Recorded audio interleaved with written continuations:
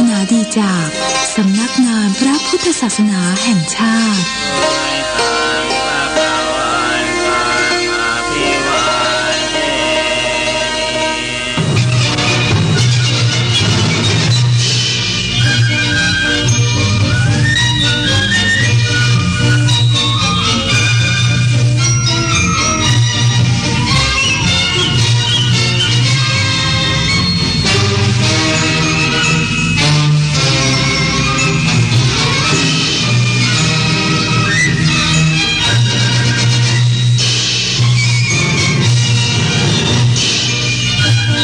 ที่นี่สถานีวิทยุกระจายเสียงแห่งประเทศไทย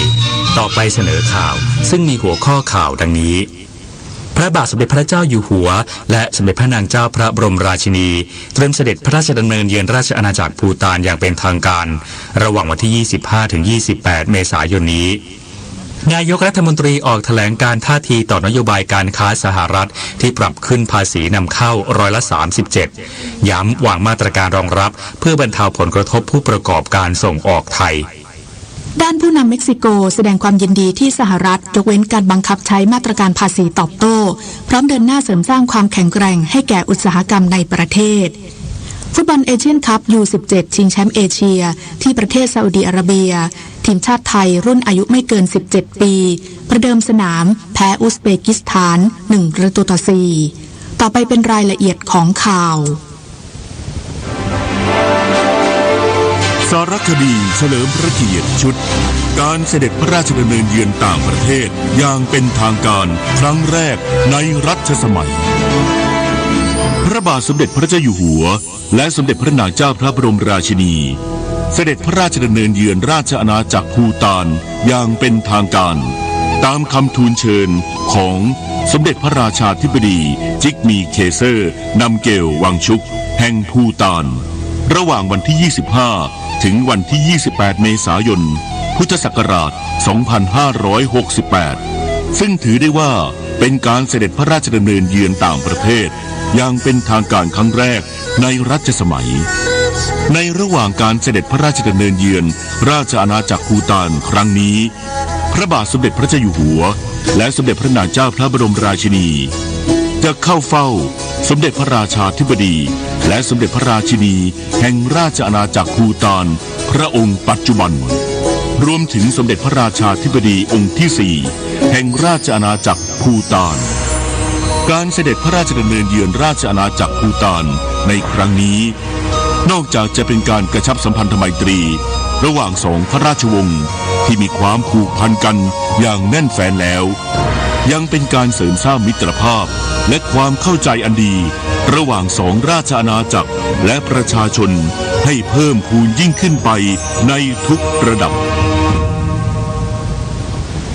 การเสด็จพระราชดำเนินเยือนราชอาณาจักรภูฏานอย่างเป็นทางการของพระบาทสมเด็จพระเจ้าอยู่หัวและสมเด็จพระนางเจ้าพระบรมราชินีวันที่ 25-28 เมษายนนี้ถือเป็นการเสด็จพระราชดำเนินเยือนต่างประเทศอย่างเป็นทางการครั้งแรกในรัชสมัยนายนิกรเดชพลางกูลอธิบดีกรมสารนิเทศและโฆษกกระทรวงการต่างประเทศเปิดเผยว่า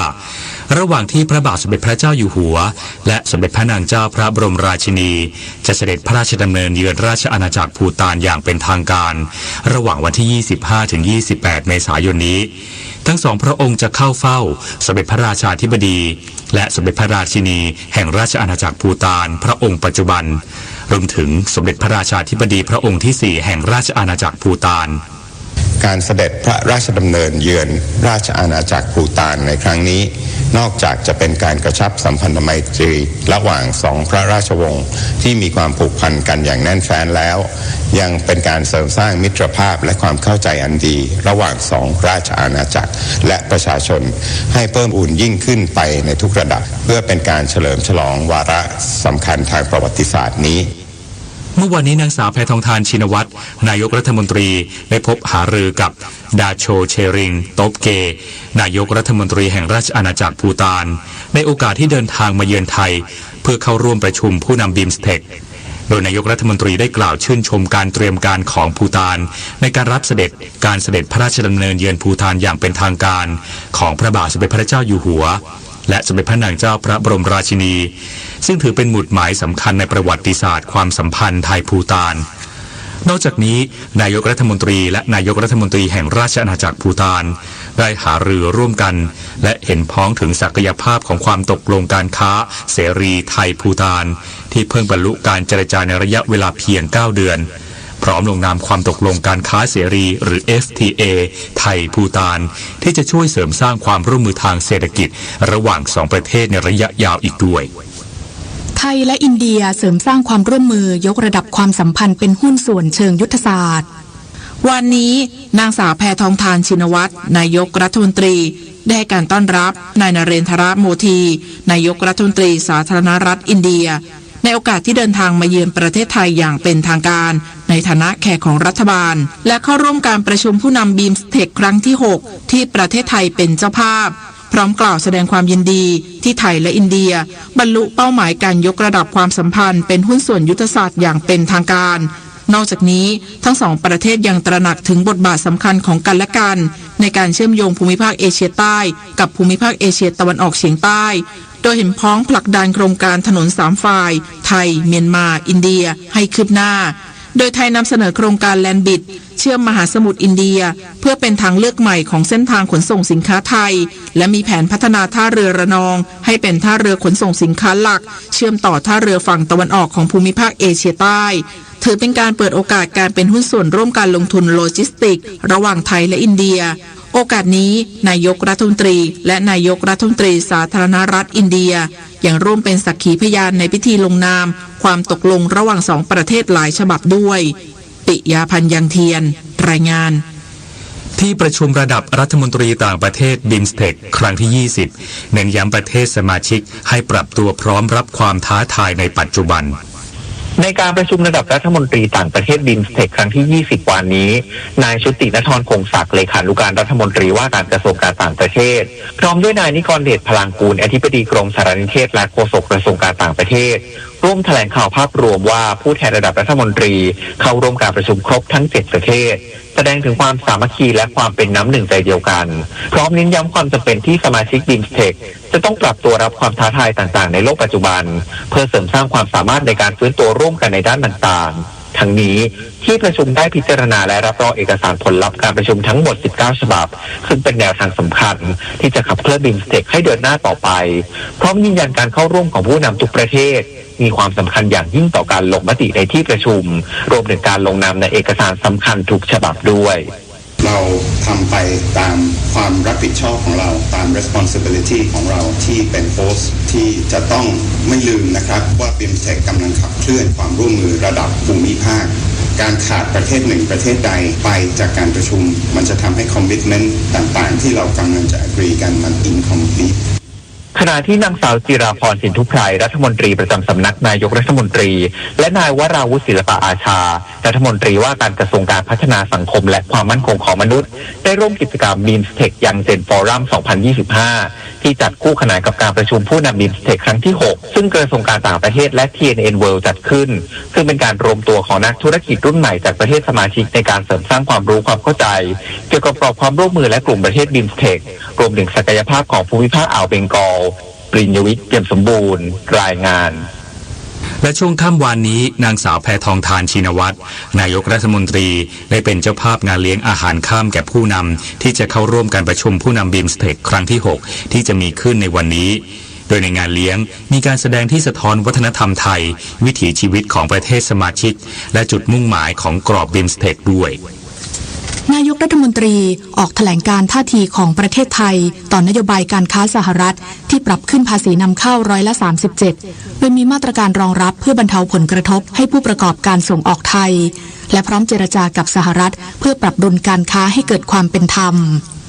หลังจากที่นายโดนัลด์ทรัมป์ประธานาธิบดีสหรัฐอเมริกาประกาศขึ้นภาษีนำเข้าแบบฐานขั้นต่ำในอัตรา10%จากทุกประเทศที่เกินดุลการค้ากับสหรัฐโดยไทยถูกเก็บภาษีในอัตรา37%นั้นนางสาวแพทองธารชินวัตรนายกรัฐมนตรีได้ออกแถลงการท่าทีของประเทศไทยต่อเรื่องนี้ว่า รัฐบาลได้วางมาตรการรองรับทั้งแผนระยะสั้นและระยะยาวพร้อมส่งสัญญาณความพร้อมที่จะหารือกับรัฐบาลสหรัฐเพื่อปรับดุลการค้าให้เกิดความเป็นธรรมกับทั้งสองฝ่ายรวมทั้งมอบหมายให้คณะทำงานนโยบายการค้าสหรัฐอเมริกาที่แต่งตั้งขึ้นทำงานร่วมกับภาครัฐและเอกชนติดตามและประเมินสถานการณ์ความเคลื่อนไหวต่างๆอย่างใกล้ชิดและรอบด้านทั้งนี้รัฐบาลไทยหวังว่ารัฐบาลสหรัฐจะมองถึงเป้าหมายการสร้างความมั่นคงทางเศรษฐกิจร่วมกันในระยะยาวนายพิชัยชุนหวชิระรองนายกรัฐมนตรีและรัฐมนตรีว่าการกระทรวงการคลังกล่าวภายหลังการประชุมหารือมาตรการรับมือหลังไทยถูกเก็บภาษีนำเข้าสหรัฐเป็น37%ว่าที่ผ่านมาไทยได้เปรียบดุลการค้าสหรัฐกว่า 40,000 ล้านเหรียญสหรัฐหรือมากกว่า70%จึงจำเป็นต้องเพิ่มการนำเข้าสินค้าจากสหรัฐเพิ่มขึ้นโดยเฉพาะภาคการเกษตรเช่นข้าวโพดและปลาทูน่าเพื่อทำให้ไทยได้เปรียบดุลการค้าสหรัฐลดลงขณะเดียวกันจะมีมาตรการแก้ปัญหาที่ไม่เกี่ยวกับภาษีด้วยเช่นสินค้ากลุ่มจักรยานยนต์โดยจะเริ่มดำเนินการไปพร้อมกับการเจรจาเพื่อให้ทางสหรัฐเห็นถึงความตั้งใจที่ไทยจะดำเนินการแก้ไขปัญหาการขาดดุลสินค้าเรายินดีที่จะปรับสมดุลทางการค้าระหว่างประเทศไทยกับอเมริกาในเชิงของการนำเข้าและเพื่อส่งเสริมการส่งออกมีผลทำให้ยอดได้เปรียบดุลการค้านี้เมื่อเทียบเป็นสัดส่วนแล้วน้อยลงไม่มีสาระสำคัญเป็นคู่ค้าที่ดีรองนายกรัฐมนตรีและรัฐมนตรีว่าการกระทรวงการคลังประเมินว่าเบื้องต้นจะกระทบกับ GDP ไทยประมาณ1%แต่เชื่อว่าการเจรจาที่เกิดขึ้นและแนวทางรับมือจะช่วยลดผลกระทบในส่วนนี้ได้ส่วนกรณีที่ภาคเอกชนมีความกังวลเรื่องสินค้าราคาถูกจะทะลักเข้ามาในไทยนั้นจะมีการเข้มงวดกับสินค้าจากต่างประเทศโดยเฉพาะสินค้าด้อยคุณภาพให้มากขึ้นเพื่อเป็นการดูแลปกป้องผู้ผลิตของไทยด้วยด้านนายวุฒิไกร ลีวิรพันธ์ปลัดกระทรวงพาณิชย์ในฐานะประธานคณะทำงานนโยบายเศรษฐกิจสหรัฐอเมริกากล่าวว่าไทยเตรียมการไปเจรจากับสหรัฐอเมริกาประกอบด้วยการปรับลดภาษีสินค้านำเข้าบางรายการเพิ่มการนำเข้าสินค้าบางรายการที่ยังไม่เคยนำเข้าจากสหรัฐและลดเงื่อนไขที่เป็นอุปสรรคต่อการนำเข้าหลายภาคส่วนเร่งสอบสวนหาสาเหตุอาคารสำนักงานการตรวจเงินแผ่นดินแห่งใหม่ถล่มนางสาวแพทองธารชินวัตรนายกรัฐมนตรีกล่าวถึงผลการสอบสวนหาสาเหตุอาคารสำนักงานการตรวจเงินแผ่นดินหรือสตง.แห่งใหม่ถล่มหลังเกิดเหตุแผ่นดินไหวผ่านไปเกือบ1 สัปดาห์ว่าในเร็วๆนี้จะมีการประชุมหารือร่วมกับหน่วยงานที่เกี่ยวข้องยืนยันว่ามีรายงานความคืบหน้ามาต่อเนื่องซึ่งเรื่องเหล็กก็เป็นเรื่องหนึ่งที่ค่อนข้างชัดเจนกำลังจะนัดประชุมไม่ศุกร์นี้ก็วันจันทร์เดี๋ยวดูตารางดูว่าเขาจะมารายงานรายละเอียดแต่ว่ามันมีรายงานในเรื่องเบื้องต้นในดีเทลเพิ่มเติมก็พอมีบ้างค่ะแต่ขอให้ชัวร์กว่านี้ก่อนไม่อยากจะพูดไปก่อนว่าเดี๋ยวมันกระทบนู่นนี่นั่นค่ะแต่มีรายงานมาเรื่อยๆอยู่แต่เรื่องเหล็กก็เป็นเรื่องหนึ่งที่ค่อนข้างชัดเจนด้านนายอนุทินชาญวีรกูลรองนายกรัฐมนตรีและรัฐมนตรีว่าการกระทรวงมหาดไทยกล่าวว่ากรณีที่บริษัทร่วมค้าของจีนที่ร่วมงานกับรัฐบาลในส่วนของกระทรวงมหาดไทยพบว่ามีการทำงานร่วมกับการไฟฟ้าส่วนภูมิภาคขณะนี้อยู่ระหว่างการตรวจสอบหากพบสิ่งที่บอกเหตุว่าเป็นความเสี่ยงจะดำเนินการทันทีของกระทรวงมหาดไทยเช็คดูแล้วเนี่ยเห็นมีการทำงานอยู่กับทางการไฟฟ้าส่วนภูมิภาคซึ่งก็มีการตรวจสอบอยู่ถ้ามีสิ่งที่บอกเห็นว่ามันเกิดความเสี่ยงนะครับเราก็จะต้องดำเนินการทันทีเหมือนกันนะครับขณะที่กรรมาธิการการป้องกันและปราบปรามการทุจริตและประพฤติมิชอบสภาผู้แทนราษฎรเตรียมเชิญผู้ว่าการตรวจเงินแผ่นดินมาชี้แจงเกี่ยวกับความรับผิดชอบและการกำกับดูแลรวมถึงจะเชิญสภาวิศวกรมาชี้แจงสาเหตุของอาคารถล่มในวันที่10 เมษายนนี้ด้วยนิตยาคุณสิมรายงานขณะที่กรุงเทพมหานครได้ปรับตัวเลขแรงงานที่ทำงานในตึกสตง.ช่วงแผ่นดินไหวมีจำนวน103 คนจากเดิม96 คนโดยมีผู้สูญหาย79 คนผู้เสียชีวิต15 คนและบาดเจ็บ9 คนวันนี้มูลนิธิแพทย์อาสาสมเด็จพระศรีนครินทราบรมราชชนนีหรือพอสว.ออกให้บริการประชาชนในพื้นที่จังหวัดปัตตานีที่หมู่ 1โรงเรียนบ้านท่าข้ามตำบลท่าข้ามอำเภอปนาเระจังหวัดเพชรบูรณ์ที่หมู่ 6วัดสันเจริญตำบลท่าด้วงอำเภอหนองไผ่จังหวัดอุบลราชธานีที่หมู่ 1บ้านหนองบ่อตำบลหนองบ่ออำเภอเมืองจึงขอเชิญชวนประชาชนในพื้นที่ดังกล่าวไปรับบริการโดยไม่เสียค่าใช้จ่ายใดๆ ต่อจากนี้ไปขอเชิญรับฟัง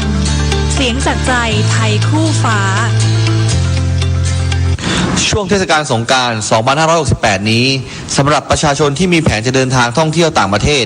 และประสงค์ที่จะขับรถในต่างประเทศสามารถดำเนินการขอรับใบขับขี่สากลผ่านแอปพลิเคชันเป๋าตังได้ตลอด 24 ชั่วโมงใช้เพียงบัตรประชาชนและรูปถ่ายหน้าตรงพื้นหลังสีขาวโดยสามารถถ่ายภาพจากโทรศัพท์มือถือสะดวกรวดเร็วประหยัดเวลาไม่ต้องเดินทางไปสำนักงานกรมขนส่งทางบกทำได้ทุกที่ทุกเวลาและประหยัดค่าใช้จ่ายเริ่มให้บริการแล้วตั้งแต่วันนี้เป็นต้นไปสอบถามรายละเอียดเพิ่มเติมได้ที่กรมการขนส่งทางบกโทร 1584 ตลอด 24 ชั่วโมงหรืออ่านรายละเอียดเพิ่มเติมได้ที่ www.dlt.go.th สื่อสารภารกิจรัฐบาลกับผมอนุกูลพฤกษานุศักดิ์รองโฆษกประจำสำนักนายกรัฐมนตรีด้วยพระมหากรุณาธิคุณของพระบาทสมเด็จพระเจ้าอยู่หัวที่ทรงให้ความสำคัญกับเยาวชนซึ่งจะเป็นพลังสำคัญในการพัฒนาแห่งอนาคตจากพระบรมราโชบายด้านการศึกษา4ประการที่ระบุไว้ว่าเด็กต้องมีทัศนคติที่ถูกต้องต่อบ้านเมืองมีพื้นฐานชีวิตมั่นคงเตรียมคุณธรรมมีอาชีพและเป็นพลเมืองดีของสังคมเพราะทุกก้าวของเยาวชนคือก้าวที่นำพาชาติสู่ความมั่นคงเกาะติดการทำงานของรัฐบาลในรอบสัปดาห์แจงทุกประเด็นชัดทุกนโยบายตอบทุกข้อสงสัยของประชาชนกับโฆษกประจำสำนักนายกรัฐมนตรีจิรายุห่วงทรัพย์ในรายการเสียงจากใจไทยคู่ฟ้าทุกวันเสาร์หลังเคารพธงชาติเวลา 8 นาฬิกาถึง 8 นาฬิกา 30 นาทีทางสถานีวิทยุกระจายเสียงแห่งประเทศไทยพร้อมเครือข่ายกรมประชาสัมพันธ์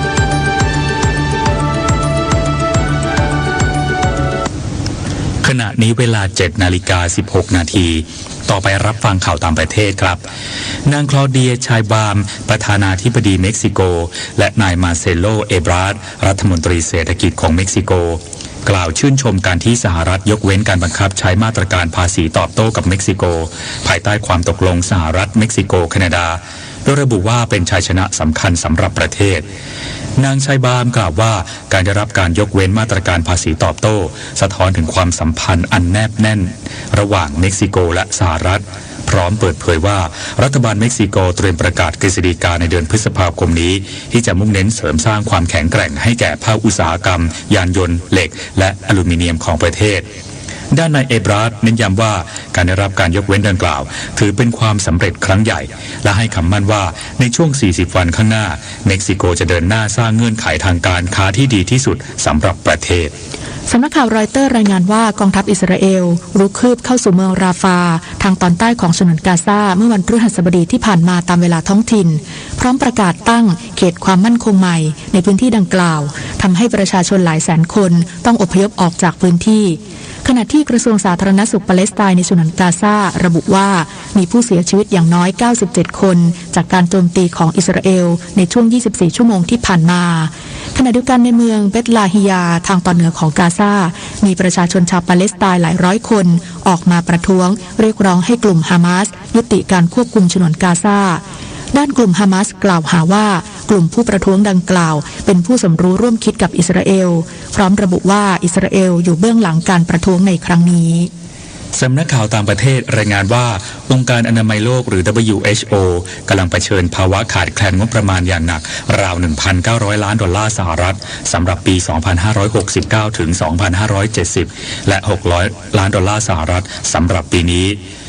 โดยนายราอูลโทมัสผู้ช่วยผู้อำนวยการด้านการบริหารของ WHO เปิดเผยว่าสหรัฐยังค้างชำระเงินสมทบจำนวน260ล้านดอลลาร์สหรัฐสำหรับปี 2567 และ 2568 ขณะที่นายแพทย์ทีโดรส อัธานอม กริเบเยซุสผู้อำนวยการใหญ่ของ WHO คาดการณ์ว่าอาจมีการปรับลดจำนวนพนักงานซึ่งจะกระทบกับการทำงานในหลายภูมิภาคพร้อมกับพิจารณามาตรการอื่นๆเช่นการควบรวมหน่วยงานต่างๆของ WHO รวมถึงการโยกย้ายภารกิจบางส่วนเพื่อรับมือกับภาวะขาดแคลนงบประมาณ สำนักข่าวซินหัวรายงานว่ากระทรวงเทคโนโลยีและการสื่อสารของลาวจัดการประชุมเพื่อทบทวนความก้าวหน้าและกำหนดแนวทางพัฒนาระบบโทรคมนาคมและเทคโนโลยีสารสนเทศให้มีความทันสมัยและปลอดภัยในทุกระดับที่นครหลวงเวียงจันทร์เมื่อวันพฤหัสบดีที่ผ่านมาโดยมีนายโบเวียงคำวงดารารัฐมนตรีว่าการกระทรวงเทคโนโลยีและการสื่อสารของลาวเป็นประธานที่ประชุมดังกล่าววางแผนพัฒนาระบบโทรคมนาคมและเทคโนโลยีสารสนเทศระหว่างปี 2569 ถึง 2573 โดยเน้นการวิจัยและนวัตกรรมเพื่อส่งเสริมกระจายผลิตภัณฑ์เพิ่มขีดความสามารถในการแข่งขันและพัฒนาบุคลากรด้านดิจิทัลโดยกำหนด 4 แนวทางหลักได้แก่เสริมสร้างรัฐบาลด้วยระบบดิจิทัลพัฒนาระบบชำระเงินดิจิทัลสนับสนุนธุรกิจสตาร์ทอัพและเสริมทักษะทางดิจิทัลให้แก่บุคลากรของรัฐต่อไปรับฟังข่าวกีฬาค่ะฟุตบอลพรีเมียร์ลีกอังกฤษนัดลอนดอนดาร์บี้แมตช์เชลซีเรียกฟอร์มเก่งกลับมาได้อีกครั้งหลังเปิดบ้านสแตมฟอร์ดบริดจ์เฉือนชนะท็อตแนมฮอตสเปอร์1-0เชลซีมี52คะแนนขยับแซงแมนเชสเตอร์ซิตี้ขึ้นไปยึดอันดับ4ได้สำเร็จศึกฟุตบอลเอเชียนคัพ U17 ชิงแชมป์เอเชีย 2025 ที่ประเทศซาอุดีอาระเบียรอบแบ่งกลุ่ม Aทีมฟุตบอลชายทีมชาติไทยรุ่นอายุไม่เกิน17ปีประเดิมสนามแพ้ให้กับทีมชาติอุซเบกิสถาน U17 1-4นัดต่อไปทีมช้างศึก U17 จะลงสนามพบกับซาอุดีอาระเบีย U17 ในคืนวันที่ 6 เมษายนเวลาเที่ยงคืน 15 นาทีถ่ายทอดสดทาง G Sport 7 และเฟซบุ๊กช้างศึกด้านฟุตบอลหญิงอุ่นเครื่องยูฟ่าเฟรนชิพคัพ 2025 นัดที่ 2 ที่สนามศูนย์ฝึกฟุตบอลทีมชาติสมาพันธ์ฟุตบอลตุรกีประเทศตุรกีทีมฟุตบอลหญิงทีมชาติไทยชุดอายุไม่เกิน20ปีแพ้กับโคลอมเบียชุดอายุไม่เกิน20ปีในการดวลจุดโทษ1-4หลังเสมอกันในเวลา90นาที1-1นัดต่อไปทีมฟุตบอลหญิงไทย U20 จะพบกับแซมเบีย U20 ในวันที่ 6 เมษายนเวลา 15:30 นาทีถ่ายทอดสดทาง YouTube ยูฟ่าพลเอกเดชาเหมกราศรีรองประธานสมาพันธ์จักรยานแห่งเอเชียและนายกสมาคมกีฬาจักรยานแห่งประเทศไทยเปิดเผยว่าการแข่งขันจักรยานทางไกลนานาชาติทัวร์ออฟไทยแลนด์ 2025 ประเภททีมชายและทีมหญิงระหว่างวันที่ 24 มีนาคมถึง 2 เมษายนเส้นทางในจังหวัดสระแก้วที่เพิ่งเสร็จสมบูรณ์ไปนอกจากความสำเร็จของทัพนักกีฬาจักรยานไทยแล้วจะได้รับเสียงชื่นชมจากทีมต่างชาติที่เข้าร่วมการแข่งขันและผู้ตัดสินนานาชาติที่ได้รับการแต่งตั้งจากสมาพันธ์จักรยานนานาชาติ UCI นายเฟรเดริกชานหัวหน้าผู้ตัดสินนานาชาติชาวฮ่องกงชื่นชมประเทศไทยจัดการแข่งขันทัวร์ออฟไทยแลนด์ 2025 ได้อย่างยอดเยี่ยมและทำได้สูงเกินกว่ามาตรฐานการแข่งขันจักรยานนานาชาติจนได้รับคำชมจากนักปั่นทุกทีมสำหรับการแข่งขันในปีหน้าสมาคมกีฬาจักรยานพิจารณาไปที่จังหวัดหนองคายซึ่งมีพื้นที่เหมาะสมและมีสิ่งอำนวยความสะดวกโดยเฉพาะโรงแรมที่พักที่ได้มาตรฐานสามารถรองรับการแข่งขันได้เป็นอย่างดีพิจิตร กาญจนกุลรายงานต่อไปเป็นพยากรณ์อากาศประกาศกรมอุตุนิยมวิทยาเรื่องฝนตกหนักบริเวณภาคใต้มีผลกระทบจนถึงวันที่ 4 เมษายน 2568 ฉบับที่ 8 คลื่นกระแสลมฝ่ายตะวันออกคลื่นปกคลุมทะเลอันดามันส่งผลให้ภาคใต้มีฝนตกหนักบางแห่งบริเวณจังหวัดสุราษฎร์ธานีนครศรีธรรมราชพัทลุงสงขลาปัตตานียะลานราธิวาสพังงาภูเก็ตกระบี่ตรังและสตูลขอให้ประชาชนบริเวณภาคใต้ระวังอันตรายจากฝนตกหนักและฝนที่ตกสะสมซึ่งอาจทำให้เกิดน้ำท่วมฉับพลันและน้ำป่าไหลหลากโดยเฉพาะพื้นที่ลาดเชิงเขาใกล้ทางน้ำไหลผ่านและพื้นที่ลุ่มไว้ด้วยสำหรับคลื่นลมบริเวณอ่าวไทยจะมีกำลังปานกลางโดยอ่าวไทยจะมีคลื่นสูงประมาณ2 เมตรบริเวณที่มีฝนฟ้าคะนองคลื่นสูงมากกว่า2 เมตรขอให้ชาวเรือเดินเรือด้วยความระมัดระวังหลีกเลี่ยงการเดินเรือในบริเวณที่มีฝนฟ้าคะนองไว้ด้วยจึงขอให้ประชาชนติดตามประกาศจากกรมอุตุนิยมวิทยาและสามารถติดตามข้อมูลที่เว็บไซต์กรมอุตุนิยมวิทยา www.tmd.go.th หรือที่ 023994012-13 และ 1182 ได้ตลอด 24 ชั่วโมงพยากรณ์อากาศตั้งแต่เช้าวันนี้จนถึงเช้าวันพรุ่งนี้ภาคเหนืออากาศร้อนโดยทั่วไปกับมีอากาศร้อนจัดบางพื้นที่โดยมีฝนฟ้าคะนอง10%ของพื้นที่กับมีลมกระโชกแรงบางแห่งส่วนมากบริเวณจังหวัดแม่ฮ่องสอนเชียงใหม่ลำพูนและตากอุณหภูมิสูงสุด 35-40 องศาเซลเซียสภาคตะวันออกเฉียงเหนือมีเมฆบางส่วนกับมีอากาศร้อนอุณหภูมิสูงสุด 33-36 องศาเซลเซียสภาคกลางอากาศร้อนโดยทั่วไปกับมีฝนฟ้าคะนอง10%ของพื้นที่ส่วนมากบริเวณจังหวัดอุทัยธานีกาญจนบุรีและราชบุรีอุณหภูมิสูงสุด 36-38 องศาเซลเซียส ภาคตะวันออกอากาศร้อนโดยมีฝนฟ้าคะนอง20%ของพื้นที่ส่วนมากบริเวณจังหวัดชลบุรีระยองจันทบุรีและตราดอุณหภูมิสูงสุด 34-37 องศาเซลเซียสลมตะวันออกเฉียงใต้ความเร็ว 15-30 กิโลเมตรต่อชั่วโมงทะเลมีคลื่นสูงประมาณ1เมตรบริเวณที่มีฝนฟ้าคะนองคลื่นสูงมากกว่า2เมตรภาคใต้ฝั่งตะวันออกมีฝนฟ้าคะนอง60%ของพื้นที่กับมีลมกระโชกแรงและมีฝนตกหนักบางแห่งบริเวณจังหวัดสุราษฎร์ธานีนครศรีธรรมราชพัทลุงสงขลาปัตตานียะลาและนราธิวาสอุณหภูมิสูงสุด 31-34 องศาเซลเซียสลมตะวันออกความเร็ว 20-35 กิโลเมตรต่อชั่วโมงทะเลมีคลื่นสูงประมาณ2เมตรบริเวณที่มีฝนฟ้าคะนองคลื่นสูงมากกว่า2เมตรภาคใต้ฝั่งตะวันตกมีฝนฟ้าคะนอง70%ของพื้นที่กับมีลมกระโชกแรงและมีฝนตกหนักบางแห่งบริเวณจังหวัดพังงาภูเก็ตกระบี่ตรังและสตูลอุณหภูมิสูงสุด 32-34 องศาเซลเซียสลมตะวันออกความเร็ว 15-30 กิโลเมตรต่อชั่วโมงทะเลมีคลื่นสูงประมาณ1เมตรห่างฝั่งคลื่นสูงมากกว่า1เมตรและบริเวณที่มีฝนฟ้าคะนองคลื่นสูงมากกว่า2เมตรกรุงเทพมหานครและปริมณฑลอากาศร้อนโดยมีฝนฟ้าคะนอง10%ของพื้นที่อุณหภูมิสูงสุด 35-38 องศาเซลเซียสสภาวะระดับน้ำในแม่น้ำเจ้าพระยาที่หน้ากองบัญชาการกองทัพเรือคำนวณโดยกรมอุทกศาสตร์กองทัพเรือวันนี้น้ำขึ้นเต็มที่เวลา 8:18 นาทีสูงกว่าระดับทะเลปานกลาง1เมตร42เซนติเมตรน้ำลงเต็มที่เวลา 3:39 นาทีสูงกว่าระดับทะเลปานกลาง1เมตรและเวลา 17:38 นาทีต่ำกว่าระดับทะเลปานกลาง70เซนติเมตรวันนี้ที่ประภาคารกาญจนาภิเษกแหลมพรหมเทพจังหวัดภูเก็ตดวงอาทิตย์ตกเวลา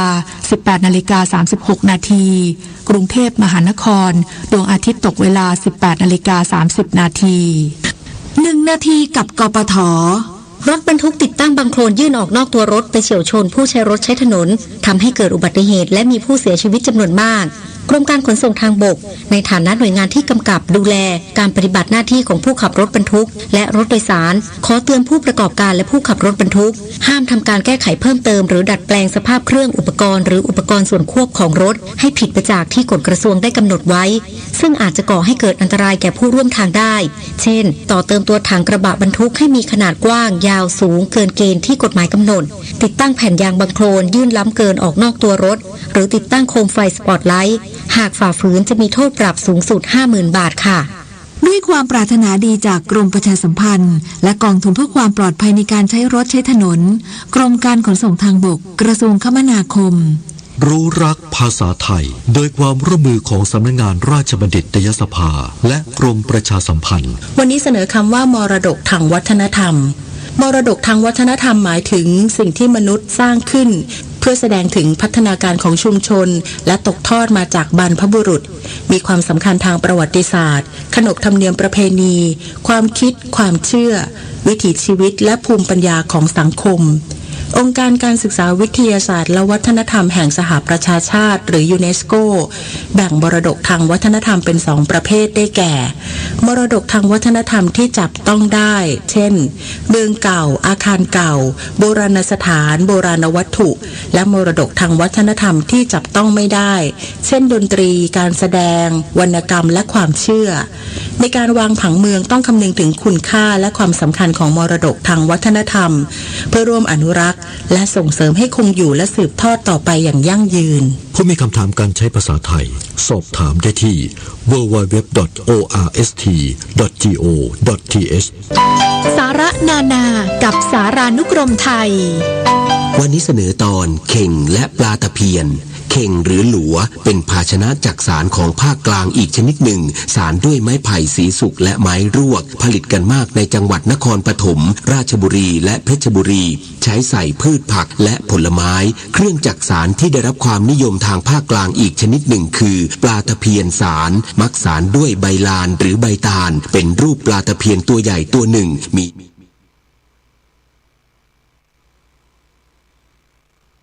ท่านกำลังรับฟังสถานีวิทยุพระพุทธศาสนา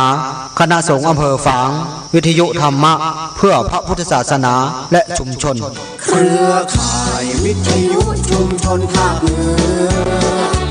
ท่านกำลังรับฟังสถานีวิทยุชุมชนเพื่อการเผยแพร่พระพุทธศาสนาในเครือข่ายสถานีวิทยุคลื่นสีขาว โขทัยเชียงรายแพร่แม่ฮ่องสอน ท่านกำลังรับฟังสถานีวิทยุพระพุทธศาสนาคณะสงฆ์อำเภอฝาง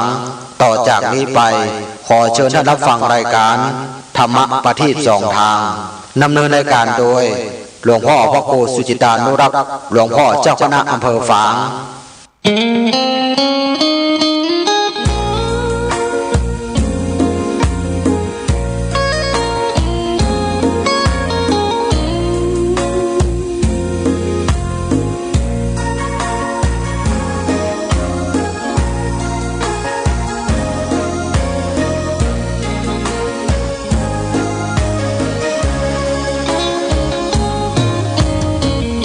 วัดวาอารามเรืองร้องพ้องฟ้าสืบสานนานมาล้านนาแดนไทยวัดพระบาทอุดมน้ำบ่อสาวาเล่าขานกันมานานไกลศาสนายิ่งใหญ่ของชนชาวไทยพระพุทธบาทจำลองของพระสัมมาองค์พระศาสดาพุทธบูชากราบไหว้องค์พระเจ้าฝางอุดมศิลป์ผู้สร้างสรรค์มานานไกลนามอุดมก้องไป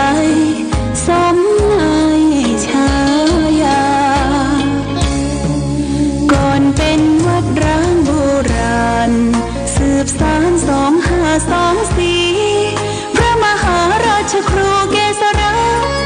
ปัญญาปรมาติกาจารย์จากวัดดับภัยเชียงใหม่สืบสานเวลาผ่าน131 ปีนานไกลวัดพระบาทอุดมรุ่งเรืองงามตาเจ้านายบุญธาวงศาข้าหลวงพวงเชียงใหม่ปกครองหัวเมืองฟ้าทุ่มเทแรงกายแรงใจทุกชาติพันธุ์รวมใจรักษามัคคี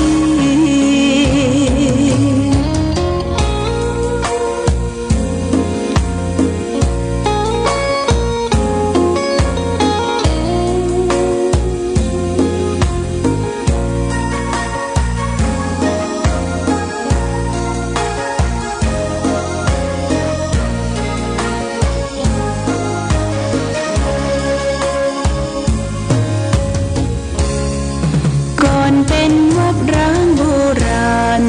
สืบสาน2524พระมหาราชครูเกษราปัญญาปรมาติกาจารย์จากวัดดับภัยเชียงใหม่สืบสานเวลาผ่าน131 ปีนานไกลวัดพระบาทอุดมรุ่งเรืองงามตาเจ้านายบุญธาวงศาข้าหลวงพวงเชียงใหม่ปกครองหัวเมืองฟ้าทุ่มเทแรงกายแรงใจทุกชาติพันธุ์รวมใจรักษามัคคี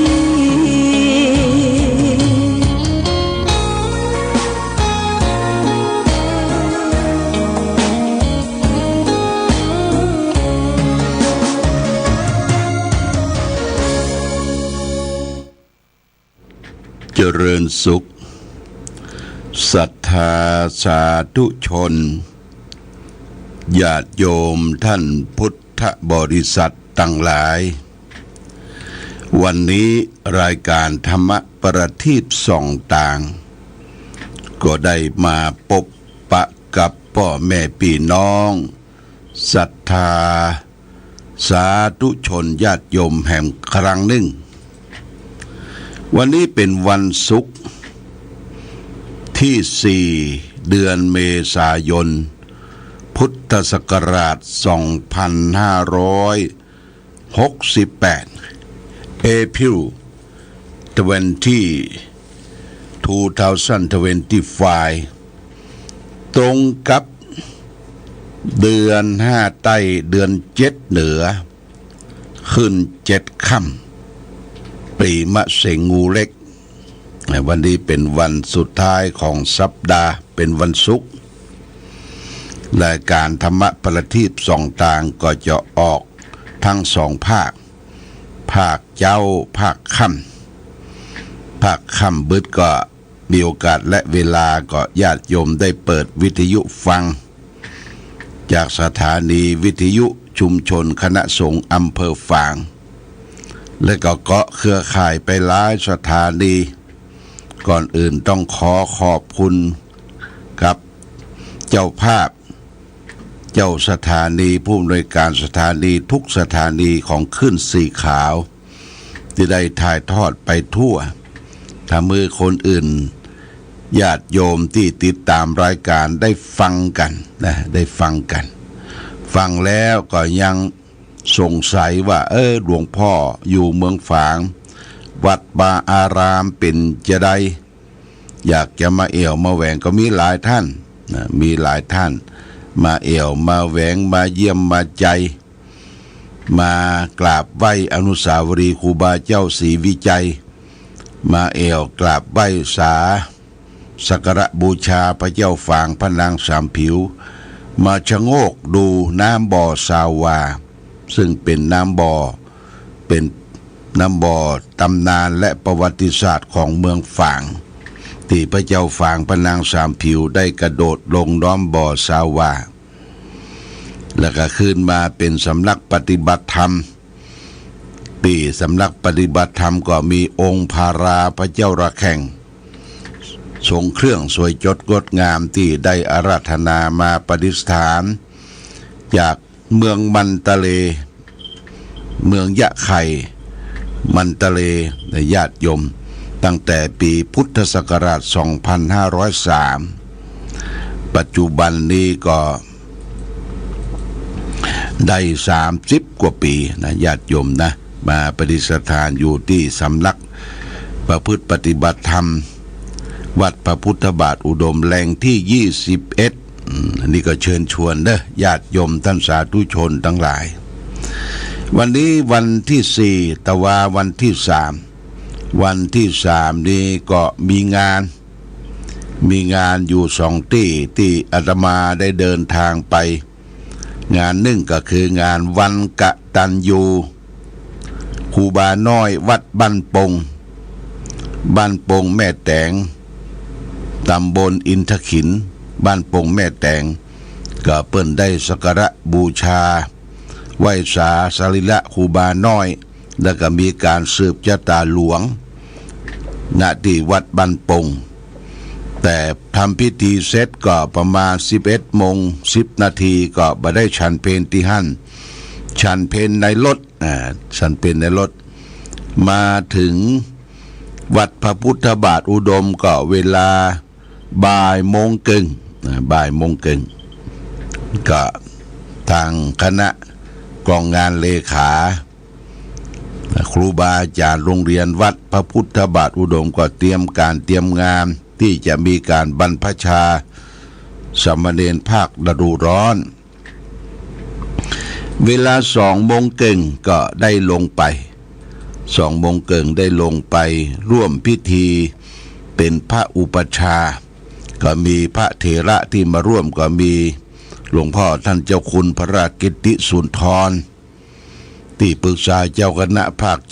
7หลวงพ่อพระครูอดุลธรรมโสภิตที่ปรึกษาเจ้าคณะอำเภอฝางท่านพระครูวิบูลย์สุวัฒนาพรรองเจ้าคณะอำเภอฝางวัดสรีดอนใจแล้วก็มีท่านพระครูขันติสราภิลักษ์เจ้าคณะตำบลเวียงเขต1พร้อมด้วยพระเถรานุเถระและก็พร้อมโดยพี่น้องศรัทธาประชาชนและเยาวชนที่เตรียมการที่จะเข้าบวชและก็มีการเปิดงานโดยท่าน ว่าที่ร้อยตรีนพรัตน์สุภกิจโกศลท่านนายอำเภอฝางแล้วมาเปิดงานและก็ถวายเครื่องสักการะแด่พระบาทสมเด็จ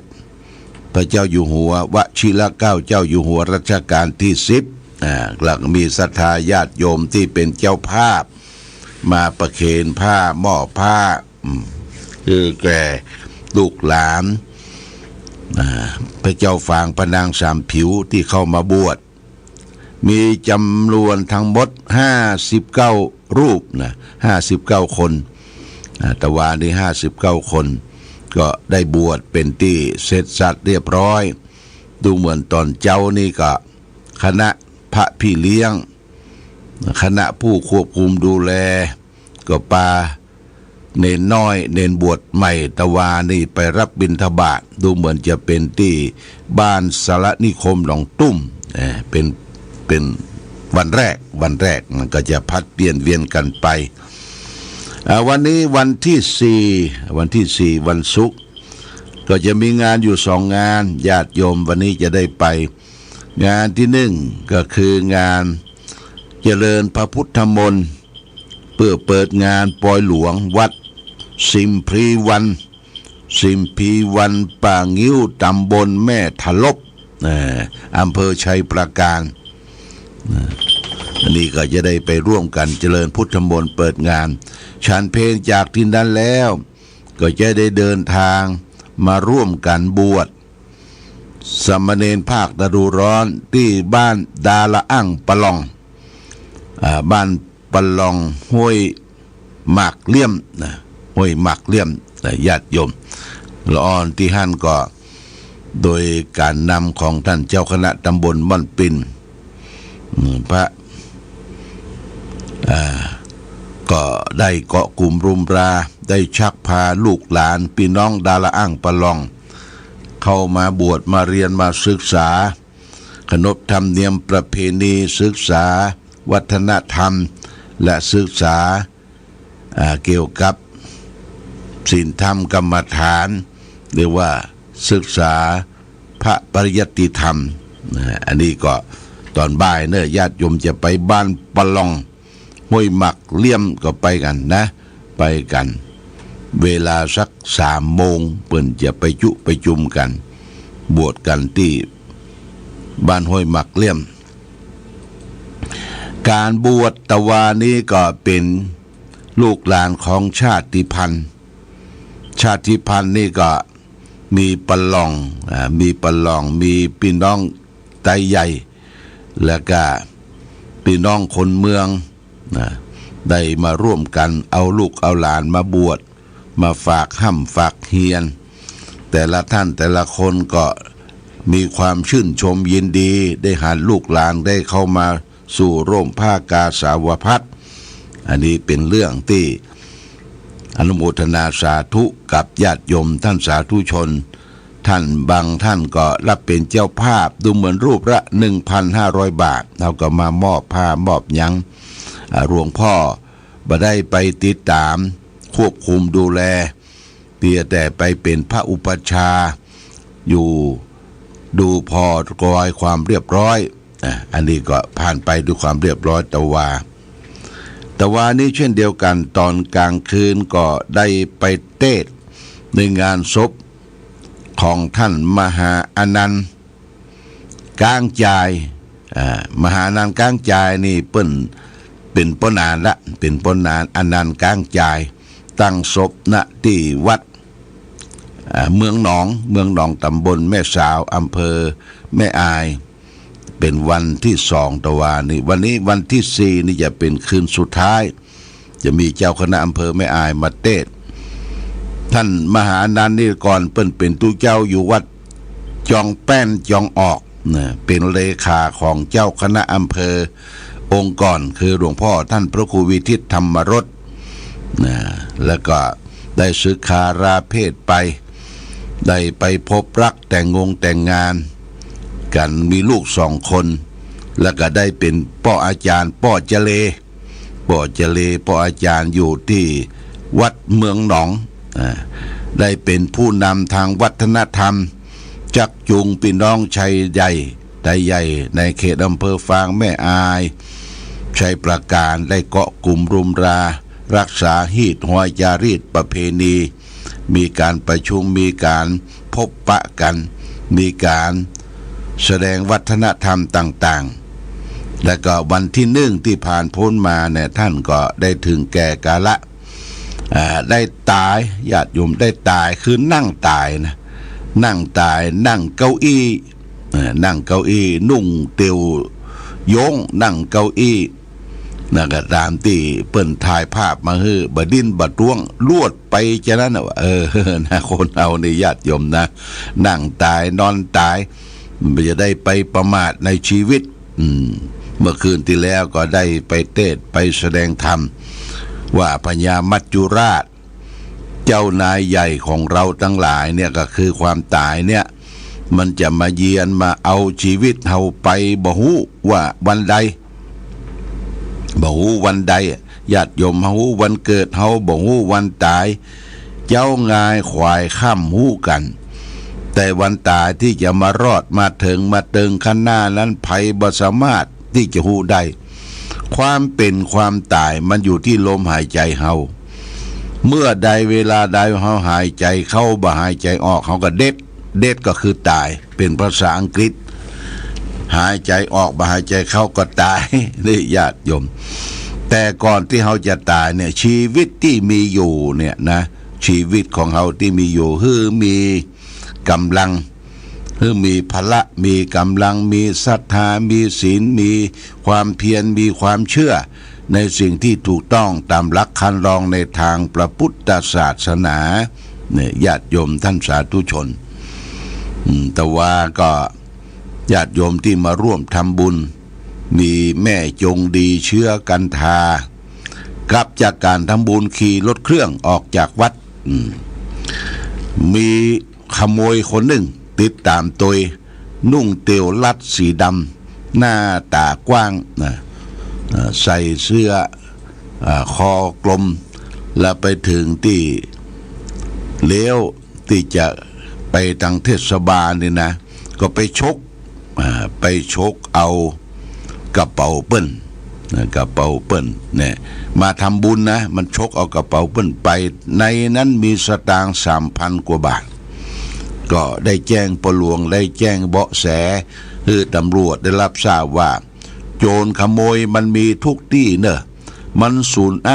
อานเปิ้นกินเปิ้นตานมาสูญเปิ้นไปชกเอาแม่จงดีก็ทำใจดีว่าโอ้ฟาดเคราะห์ไปหลวงพ่อเป็นอย่างก็ไปแจ้งตำรวจเนี่ยไปคือมันฮึกเหิมคนบดีเนี่ยคนที่จะเอาไปไว้ในคุกในตารางบ่ฮือมีอิสรภาพเหมือนกับคนอื่นนะคนบดีนี่มันอยู่ใกล้นี่เปิ้นว่าเว้นหมาปอศอกเว้นวอกปอวาเว้นคนพาลานี่ไก่แสนโยชน์เฮาบ่ฮู้ว่าไผเป็นไผญาติโยมมันพลั่งพลูมาอยู่สูญอานกันวัดวาอารามก็เหมือนกันญาติโยมต้องเฝ้าระวังนะต้องมีกล้องอย่างวัดพระพุทธบาทอุดมที่บนสำนักปฏิบัติธรรมเนี่ยเปิ้นมีกล้องติดหน้าอนุสาวรีย์ก็มีกล้องติดน้ำบ่อสาวาเนี่ยเปิ้นก็ดูกล้องอยู่ตลอดเวลาไผมาไผไปลักษณะอย่างใดและหมามันหูนะญาติโยมนะหมาเนี่ยสุนัขหลวงพ่อมีสุนัข2 ตัวเรื่องชื่อว่าไอ้โจโจ้ตัวที่2ชื่อว่าไอ้ตุ๊ดตูไอ้โจโจ้นี่เป็นหมาเก่าเดิมละไอ้ตุ๊ดตูมาอยู่ทีหลังก็มันฝึกเขาจะไปไหนก็บอกว่าเฝ้าวัดเด้อเฝ้าหน้ากุฏิเด้อมันก็เฝ้าวัดเฝ้าหน้ากุฏิแล้วเฮามาปิกไหนมาเนี่ยก็มันลงรถเนี่ยมาต้อนมาอ้อนว่าเฮาซื้ออย่างมาฝากมันพ่องสิ่งที่ซื้อฝากนั่นก็คือฮอทดอกเป็นถุงเนี่ยญาติโยมนะตัวละถุงเนี่ยฮอทดอกวันนี้ถุง40ละมันก็ได้รางวัลกินฮอทดอกโอ้ดีอกดีใจแกงห่างดิกนะอย่างเมื่อเจ้าเนี่ยไอ้ตุ๊ตูมันก็เข้ามาในห้องทรงตัวหลวงพ่อเนี่ยมาเฝ้าถ้าจะมาจ่าธรรมะมันก็วิ่งมาก่อน โคกประตูโยนประตูเข้ามานั่งเฝ้าในห้องนี่มันมีแอร์เย็นมานอนเฝ้านี่ไอ้ตุ๊ดตูเมื่อคืนมันบรับมานอนเลยญาติโยมมันเฝ้าเวรน่ะเฝ้าเวรเฝ้าประตูใหญ่เฝ้าหน้าห้องหลวงพ่อมันก็สอดส่อนไปมาคนรับมาบรับนะแต่เมื่อวันนี้มันจะไปเสาะรับที่เย็นๆในโรงครัวพ่องตามห้องตามฮับเขาก็คือความสำคัญแก่สัตว์เลี้ยงนะสัตว์เลี้ยงเฮานี่หมาวัดเนี่ยหมาวัดมีความซื่อสัตย์มันแบ่งเป็นกรกเป็นเล่าเหมือนกันเนอะหมาวัดมันมีอยู่ที่หลวงพ่อนี่2 ตัวมันดูแลหลวงพ่อตีลานอนุสาวรีย์มีหลายตัวที่หันมาจุ่มนุมกันที่หันคุณมานพคุณสายใจก็คือเข้าคืออาหารมันแล้วก็ในวัดปุ่นน่ะในวัดปุ่นก็มี2 ก๊กตั้งหน้าก๊กตั้งหลังอันนี้พระเนนดูแลอันนี้สุนัขอยู่ในวัดก็ช่วยกันโชคเฮาถ้ากลิ่นของขโมยเข้ามาบ่มีความซื่อสัตย์มันจะกันโชคมันเห่านะญาติโยมนะมันรู้ด้วยชันชาตญาณของมันรู้ด้วยชันชาติของมันอันนี้ก็แสดงความเสียใจกับคุณแม่จงดีเชื้อกันทาซึ่งเป็นศรัทธาเป็นผู้นำผู้ปฏิบัติธรรมเปิ้นคงว่าคงจะแม่จงดีคงจะโรยมีสตางค์แล้วก็ไปชกเอากระเป๋าเพิ่นไปนะนี่ก็แสดงความเสียใจเป็นยะเป็นเคราะห์เป็นนามไปเอาจะได้รวยจะได้ร่ำได้รวยมากกว่านั้นขออภัยมาณโอกาสนี้ตัวเนอะที่ได้มาทำบุญสุนทานแล้วก็มีเคราะห์มีนามไปถึงว่าเป็นเคราะห์เป็นนามวันนี้ได้มาพบในภาคเจ้าก็จะได้นำสาระธรรมมาฝากเพื่อแก่ศรัทธาญาติโยมท่านสาธุชนทั้งหลาย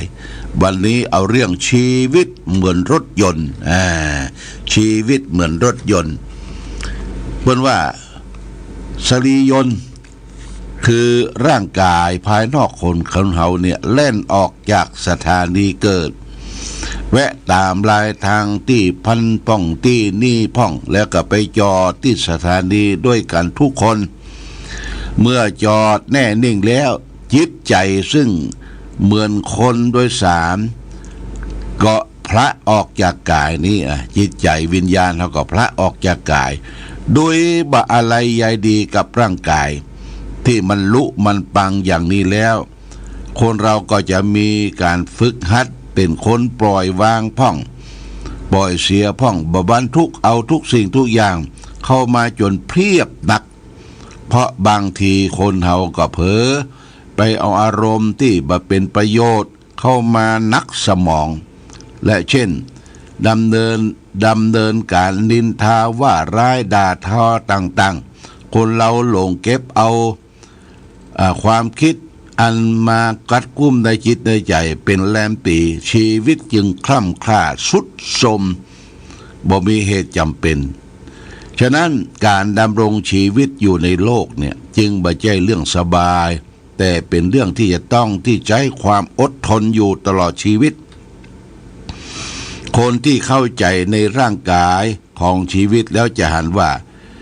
การมีชีวิตอยู่ในโลกนี้เป็นแต่เพียงพอทนได้เท่าอันสรีระร่างกายนี้เหมือนรถยนต์ที่เราอาศัยโดยสารไปชั่วครั้งชั่วคราวเวลาหนึ่งถึงคราวที่จอดก็ต้องจอดต่างคนต่างไปภาวะอันพบรักใคร่เราอยู่ในรถพบปะกันรักใคร่เกลียดชังกันตลอดถึงการเป็นสามีภรรยาเป็นบุตรธิดาเป็นอย่างต่อกันก็เหมือนกับการพบปะกันบนรถโดยสารชั่วครั้งชั่วคราวเมื่อสรีระร่างกายไปจอดนิ่งอยู่ในสุสานแล้วต่างคนต่างไปการมีชีวิตอยู่ในโลกนี้จึงเป็นภาวะที่พอทนได้เท่าอันคำนิยังพันเตอดทนได้พระเจ้าข้านะจำไว้เนอะขะมะนิยังพันเตอดทนได้พระเจ้าข้าเนี่ยนี่เอามาสอนอกสอนใจคำมะนิยังพันเตอันนี้เป็น สาวกภาสิทธิ์ได้ฝากไว้เป็นข้อคิดคือแก่ญาติโยมท่านสาธุชนทั้งหลายในวันนี้ว่าชีวิตของคนเฮาเปรียบเหมือนรถยนต์รถโดยสาร